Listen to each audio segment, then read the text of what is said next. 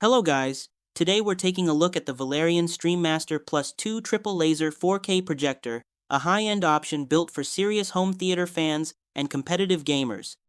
This projector uses triple laser technology to produce rich color, deep contrast, and incredibly sharp 4K visuals that instantly elevate your viewing experience.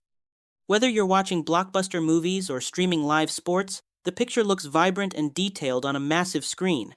For gamers, it brings impressive performance with ultra-low input lag and a high refresh rate that keeps gameplay smooth and responsive. Fast-paced shooters and racing titles feel fluid, giving you a real competitive edge without noticeable delay. It also supports advanced HDR formats, enhancing brightness and shadow detail so scenes look more lifelike. Built-in Smart TV functionality gives you direct access to popular streaming apps, eliminating the need for extra devices. Audio is powered by immersive surround sound support, helping create a cinematic atmosphere right at home.